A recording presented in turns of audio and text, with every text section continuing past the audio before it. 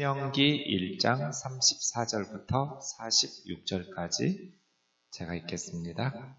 여호와께서 너희의 말소리를 들으시고 노하사 맹세하여 이르시되 이 악한 세대 사람들 중에는 내가 그들의 조상에게 주기로 맹세한 좋은 땅을 볼 자가 하나도 없으리라. 오직 여분네의 아들 갈렙은 온전히 여호와께 순종하였은즉 그는 그것을 볼 것이요 그가 밟은 땅을 내가 그와 그 자손에게 주리라 하시고 여호와께서 너희 때문에 내게도 진노하사 이르시되 너도 그리로 들어가지 못하리라. 네 앞에 서 있는 눈의 아들 여호수아는 그리로 들어갈 것이니 너는 그를 담대하게 하라. 그가 이스라엘에게 그 땅을 기업으로 차지하게 하리라.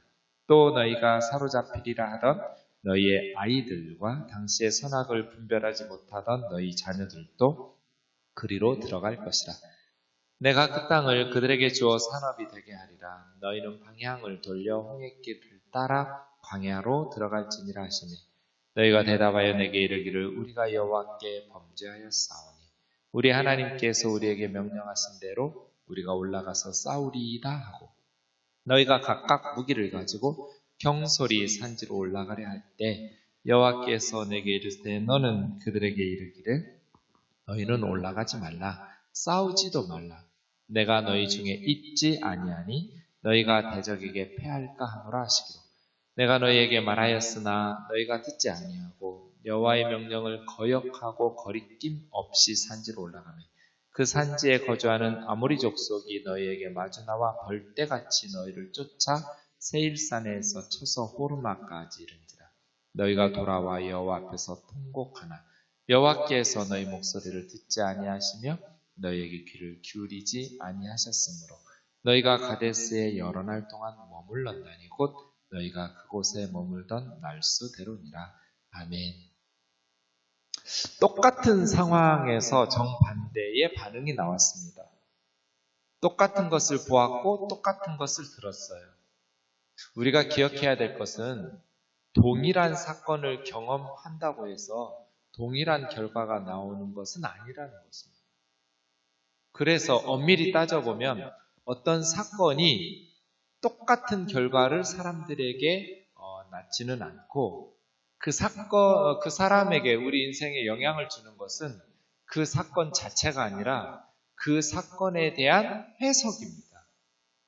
받아들이는 사람이 그 사건을 어떻게 해석해서 받아들이느냐에 따라서 동일한 사건을 경험해도 정반대의 결과가 나오는 것을 우리는 흔히 볼 수 있습니다.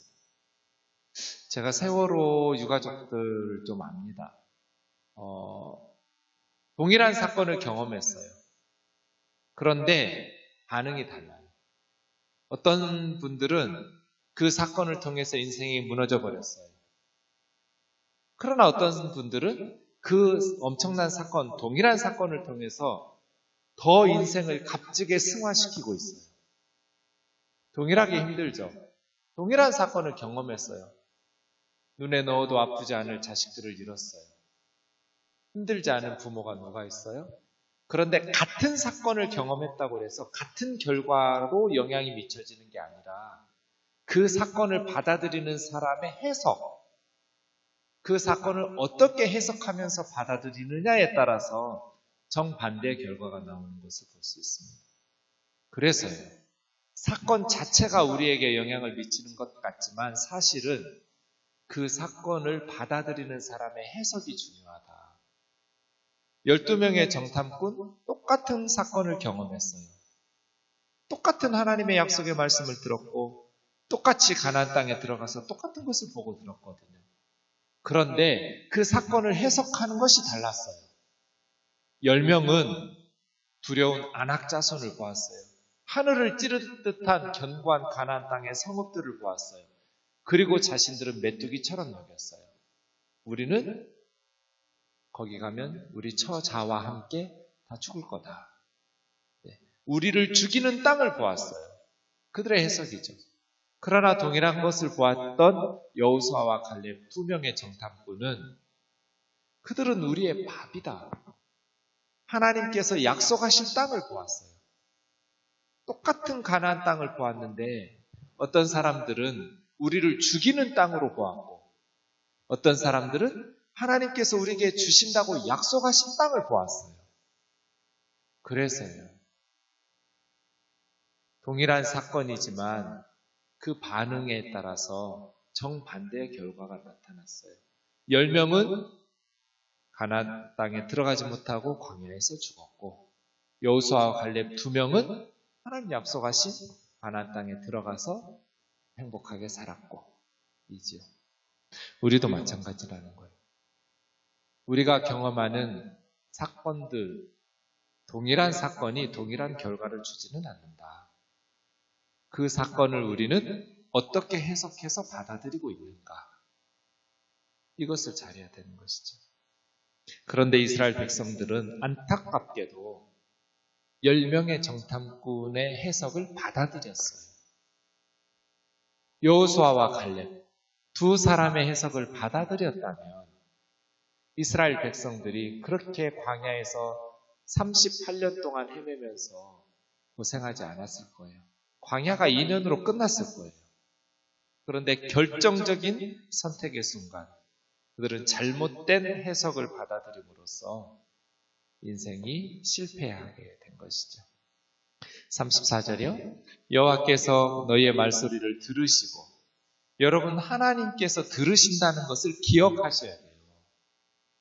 우리가 말하는 것을 하나님이 들으신다. 우리에게 귀를 만들어주신 하나님은 들으시는 하나님이에요. 우리만 들을 줄 아는 게 아니에요. 하나님께서도 우리의 말을 들으세요. 그런데 하나님의 귀는 더 좋으세요. 우리의 마음속 생각도 들으시거든요. 그래서요. 하나님 앞에서 항상 말을 바르게 해요. 하나님은 들으시고 행하시거든요. 들으시면서 노하여 맹세하셨어요. 34절과 35절 동일하게 나오는 단어 있죠? 맹세했답니다. 맹세하다, 세다.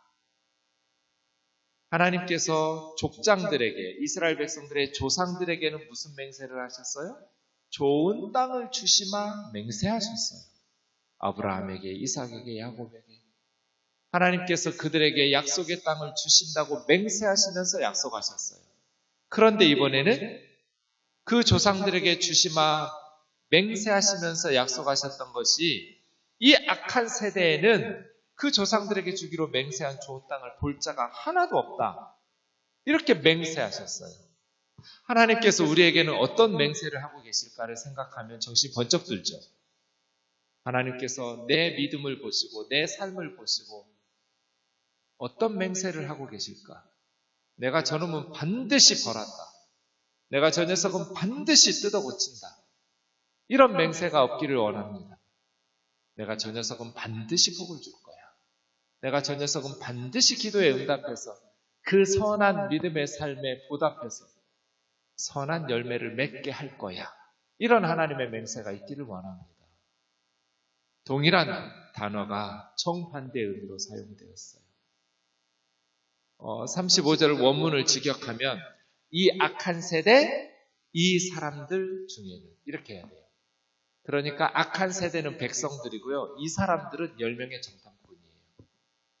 그러니까 10명의 정탐꾼과 그들의 말을 듣고 불신앙으로, 불순종으로 하나님께 반역했던 이스라엘 백성들이 그 세대예요. 약속의 땅에 들어가지 못할 것이다. 그래서요, 히브리서 말씀의 저자가 우리에게 가르쳐준 것처럼 하나님의 약속의 말씀을 그것이 자동적으로 우리에게 그 약속의 말씀이 축복이 되지는 않아요. 하나님의 약속의 말씀이 있었으면 그 약속의 말씀을 들은 사람들이 믿음을 결합시켜야 돼요. 하나님의 약속의 말씀을 믿음으로 받아들여야 그들에게 하나님께서 약속하신 것이 성취되고 복이 되고, 저와 여러분이 하나님의 약속의 말씀을 들을 때, 성경을 읽을 때 그것을 그냥 들었다고 해서 자동적으로 축복이 되는 것이 아니라 그 하나님이 약속하신 말씀을 믿음을 결합시켜서 아멘 하고 삶 속에서 순종하면서 받아들일 때 그 약속의 말씀이 우리에게 성취되어서 축복이 되는 것이죠. 언제나 하나님의 말씀을 들을 때에는 그 말씀이 바르게 해석되는가 분별하시고 성경을 바르게 해석해서 전하는 말씀에는 믿음을 결부시켜서 그 약속의 말씀이 저와 여러분에게 축복이 되기를 원합니다. 하나님의 말씀을 믿음으로 받아들일 때 지금도 하나님께서는 약속하신 말씀들을 성취하시고 이루시는 하나님이시죠. 성경에 살아계신 하나님이 우리 삶 속에서도 살아 역사하시는 그러한 말씀의 응답과 성취의 역사들이 있는 그 하나님으로 믿으면서 살아가기를 원합니다. 이 사람들의 실패의 원인이 뭐예요? 동일하게 약속의 말씀 들었어요. 모세를 통해서, 여호수아와 갈렙을 통해서 하나님의 약속의 말씀을 들었는데 믿음으로 받아들이지를 않았어요. 믿음을 결부시키지를 못했어요. 그래서 약속의 말씀, 조상들에게 맹세하시면서 주시마, 좋은 땅을 주시마 약속하셨던 그 땅을 볼 자가 하나도 없을 거예요. 이 차이 말이에요. 그러나 그 약속의 땅을 들어가서 차지하는 사람들이 있어요. 36절, 여분네 아들 갈렙. 민수기 13장에서 갈렙은 뭐라고 그랬어요? 가자. 하나님께서 우리에게 주신 땅이 정말 좋더라. 그들은 우리의 밥이다. 하나님께서 밥상 차려 놓으셨다. 가서 먹으면 된다. 여분네 아들 갈렙은 이 사람 이스라엘 사람도 아니에요. 이방인이에요. 그나스 출신, 겐 족속 출신의 이방인이에요. 그 갈렙은 온전히 여호와께 순종하였습니다. 이게 무슨 뜻이에요? 하나님께서 말씀하신 것을 믿음으로 받아들였다는 거예요. 그냥 입으로만 믿는다고 말하는 것이 아니라 가자! 하나님께서 우리에게 주신 땅으로 하나님이 우리와 함께 계시니 가자! 이게 순종이죠. 그러므로 그는 그것을 볼 것이요. 그가 밟은 땅을 내가 그와 그 자손에게 주리라. 그리고 37절에 보시면 너희 죄 때문에 백성의 지도자인 모세에게도 책임을 물어 가나안 땅에 들어가지 못하게 하셨다. 이렇게 해석하고 있습니다. 그래서 이제 그 다음 후계자인 눈의 아들 여호수아에게 모세를 대신하게 하셨다인데요. 사실은 민수기 20장에 보면 모세의 죄도 있었죠. 물을 달라고 계속해서 불평하고 원망하는 백성들 앞에 반석을 지팡이로 치면서 분노하고 하나님을 믿지 못하고 백성들 앞에 하나님의 거룩하심을 나타내지 못한 모세의 죄의 사건도 있었습니다. 그러나 그 사건 이전에 이 정탐꾼 사건에 대한 책임으로 백성들은 광야에서 다 죽는데 지도자인 모세는 하게 할 수 없어서 그 세대, 모세의 세대에는 모세도 함께 광야에서 죽도록 그리고 그 다음 자손들의 세대를 이끌 지도자 여호수아가 데리고 약속의 땅에 들어가도록 하신 것이죠. 그래서입니다. 39절에 있는 것처럼 아이들, 자녀들은 성인들처럼 아직 선악을 분별할 수 있는 그러한 나이가 아니니까 책임을 묻지 않아서 그 땅에 들어가서 살게 하셨습니다. 그래서 20살 이하의 아이들은 그리고 광야에서 태어났던 아이들이 약속의 땅에 들어가는 것이죠. 40절에 있는 것처럼 다시 광야로 들어갈지니라. 스웨즈 운하 쪽을 향해서 홍해를 건너 다시 광야로. 41절에 이제 뒤늦게 자신들의 잘못을 깨달았어요. 밤새 울면서 하나님 불평하고 원망하고 모세를 죽이려고 하고 그렇게 하나님의 충분히 회개할 시간을 주셨음에도 불구하고 모세가 그들을 설득하고 여호수아와 갈렙이 옷을 찢어가면서 그들을 뜯어 말리고 하나님 앞에 이런 죄를 범하지 말라고 했을 때는 들은 척도 하지 않고 밤새도록 불평하고 원망하던 이들이 이제 모세를 통해서 하나님의 맹세의 심판, 형벌의 메시지가 주어지니까 뒤늦게 자신들의 잘못을 깨닫고 올라가서 싸우겠다는 거예요. 그리고 무기를 잡으면서 경솔히 산지로 올라가기 시작했어요. 하나님께서 모세를 통해서 말씀하셨어요. 42절이죠. 올라가지 마라. 싸우지도 마라. 내가 너희와 함께 하지 않는다. 지난 주일 저의 생동에서의 첫 설교는 임마누엘이었어요. 우리 신앙생활에 가장 중요한 것은 하나님과 동행하는 것, 하나님과 함께하는 것. 에돔이 견고한 성읍이냐 아니냐 그건 중요하지 않아요. 하나님께서 함께 하시느냐 함께 하시지 않느냐가 중요해요. 하나님께서 함께 하시면 죽을 병도 고쳐요. 저는 수없이 경험했어요. 그러나 함께 하지 않으시면 작은 질병으로도 죽어요. 우리 인생에 우리가 맞닥뜨려야 되는 그 적군이 얼마나 강하냐, 내 입으로 할 수 있느냐 없느냐 그 별로 중요하지 않아요. 하나님께서 함께 하시느냐. 그 차이가 무시해도 된다는 건 아니에요. 우리의 신앙이라는 것이 현실에 뿌리를 내리죠. 현실적 차이를 무시하라는 것이 아니라 그것보다 더 중요한 이슈가 하나님께서 함께 하시는가 함께 하지 아니하시는가라는 거예요.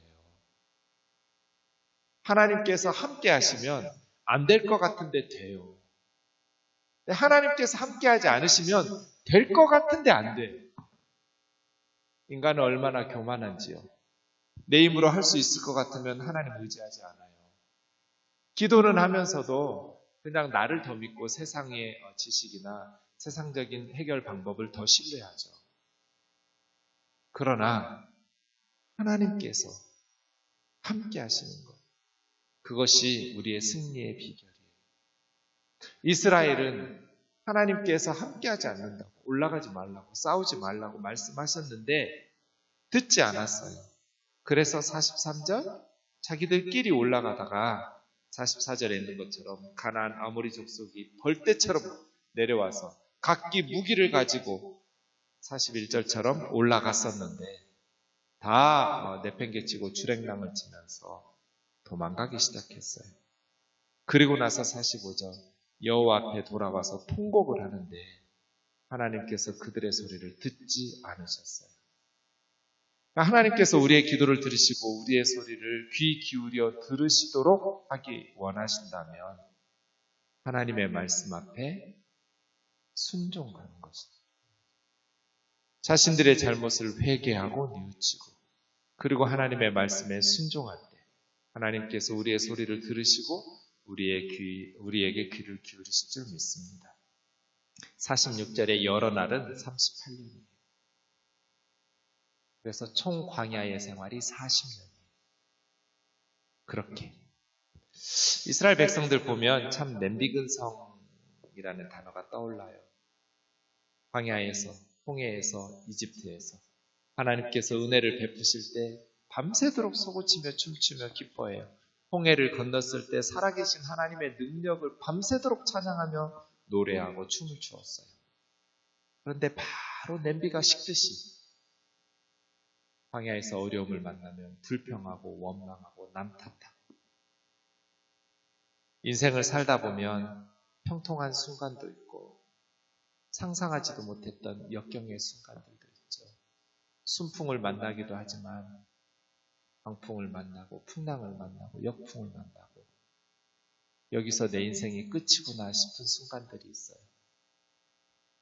평통할 때나 어려울 때나 우리의 생사를 주관하시는 분이 하나님이십니다. 참새 한 마리도 하나님의 뜻이 아니면 떨어져 죽지를 않아요. 하물며 우리겠어요. 천하보다 귀하다고 말씀하시고 온 우주에 주인으로 우리를 하나님을 대신해서 다스리도록 만드신 사람을 하나님 얼마나 값지고 소중하게 여기시겠어요. 그 하나님을 믿고 신뢰하면서 믿음으로 하나님 앞에 기도하고 우리의 인생을 향하신 하나님의 뜻을 구하며 나아가기를 주의 이름으로 축원합니다. 기도하겠습니다. 사랑하는 하나님 아버지, 똑같은 상황을 보고 듣고 경험했지만 10명의 정탐꾼과 2명의 인생은 정반대의 결과를 낳았습니다. 오늘 또 우리는 비슷하거나 동일한 사건들을, 동일한 뉴스들을 보고 듣고 경험하면서 살아갈 겁니다. 2명의 여호수아와 갈렙처럼 믿음으로 하나님의 약속의 말씀을 받아들여 하나님께서 우리의 기도에 귀 기울이면서 우리의 밟는 땅을 우리에게 산업으로 주시는 축복의 은혜를 누리게 하옵소서. 하나님의 말씀이 우리에게 믿음과 결부되어 열매 맺는 역사가 있게 하여 주옵소서. 예수님의 거룩하신 이름으로 기도하옵나이다. 아멘.